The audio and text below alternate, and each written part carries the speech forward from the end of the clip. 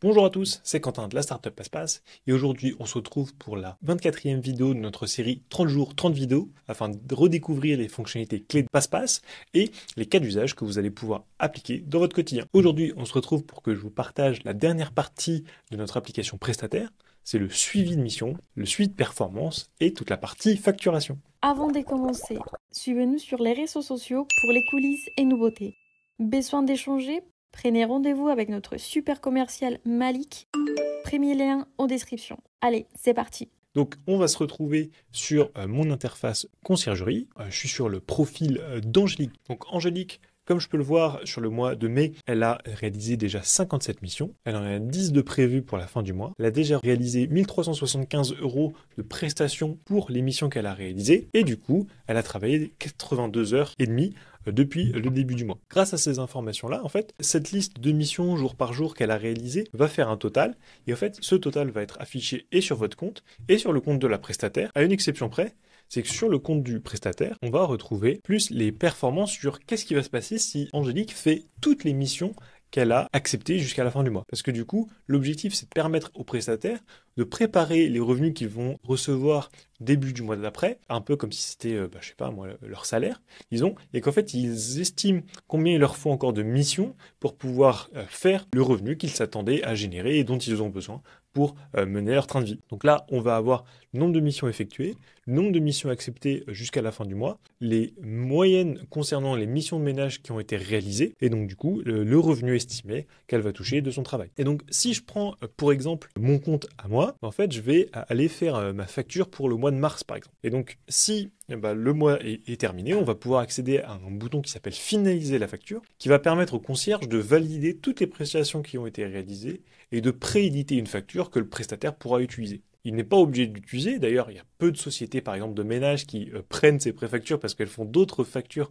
autre part, mais pour tous les prestataires qui ne font que des missions sur Passe-Passe, qui ne sont pas à l'aise avec l'administratif, qui ont peur de faire des erreurs, de manquer ou de rajouter des prestations qu'ils ne devraient pas, du coup là l'avantage c'est qu'ils peuvent le faire et suivre même s'ils sont déjà payés par la conciergerie. Donc là la conciergerie va pouvoir aussi rajouter des prestations qui n'auraient peut-être pas été faites via des missions éphémères. Elle va pouvoir ajouter un bonus si par exemple il y a eu énormément de 5 étoiles et que dans le lettre de mission, c'est marqué que vous payez, je sais pas moi, 50 € les 55 étoiles. Vous allez pouvoir aussi ajouter un malus si par exemple, comme c'est écrit dans la lettre de mission, vous réservez le droit d'appliquer des malus s'il y a un mauvais ménage qui est fait. Vous allez pouvoir ajouter des frais fixes si vous avez décidé, vous, de payer plus cher certains prestataires que d'autres. Je sais que certaines conciergeries le font, donc on a développé la fonctionnalité.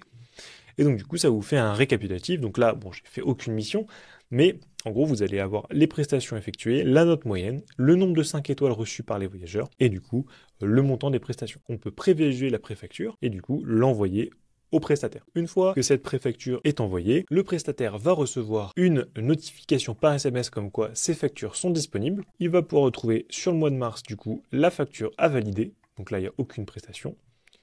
Mais donc, il va avoir sa base de facturation qui est mise en place. Il va pouvoir modifier la référence s'il le souhaite, modifier le numéro de facture.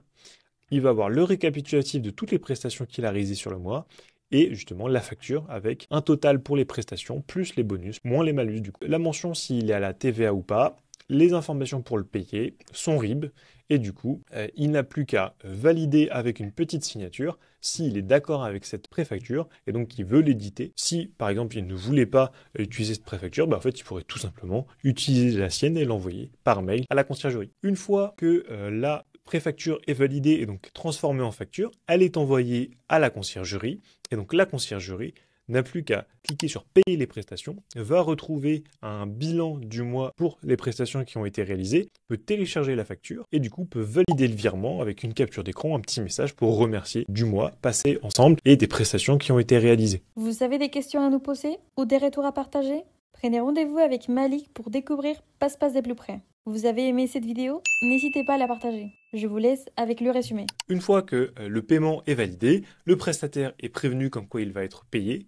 Il est content, il est soulagé, et donc du coup, il va pouvoir continuer de se projeter dans votre collaboration, tout simplement parce que grâce à tout ce qu'on lui met à disposition, l'envoi des missions automatiques, les plannings qui se font automatiquement, les interventions qui vont pouvoir justement être modifiées en fonction des ventes additionnelles qui sont commandées, la partie performance et le suivi qui est clair, les missions qui sont historisées et du coup la facturation qui se fait en un clic, forcément, toute cette autonomie, toute cette facilité de travail, et ben en fait elle intéresse des prestataires sérieux et donc vous allez pouvoir fidéliser les prestataires avec lesquels vous travaillez, les rendre acteurs de votre conciergerie et vraiment compter sur eux pour la faire avancer, mais aussi vous allez pouvoir faire en sorte que ces prestataires ne voudront plus que travailler avec vous en tant que conciergerie qui utilise PassePass parce que les autres logiciels n'étant pas faits pour leurs besoins sont incomplets, plus difficiles à utiliser, avec un moins bon suivi, et forcément, ça a un impact, et donc vous allez pouvoir justement récupérer tous les bons prestataires et laisser les mauvais aux conciergeries qui n'utilisent pas PassePass. Maintenant que je vous ai présenté tout ce qu'il y avait à savoir sur la partie prestataire, je vais passer à la présentation demain de la partie voyageur. Cette partie voyageur est en étroite collaboration avec justement comment la productivité des aménageurs est optimisée, tout simplement parce que grâce à PassePass, un voyageur, s'il arrive plus tard, l'aide ménagère va être prévenue et va pouvoir faire plus de missions de ménage le jour même. Si un voyageur part plus tôt, l'aide ménagère va pouvoir commencer son travail beaucoup plus tôt. Et donc, grâce à justement la synchronisation entre les voyageurs et les prestataires, ça fait des miracles. Donc, je vous présente tout ça demain avec le pré-check-in, la fiche de police et les SMS que l'on envoie aux voyageurs pour constamment leur partager les bons rappels au bon moment et qu'il n'ait pas besoin de vous solliciter. À demain!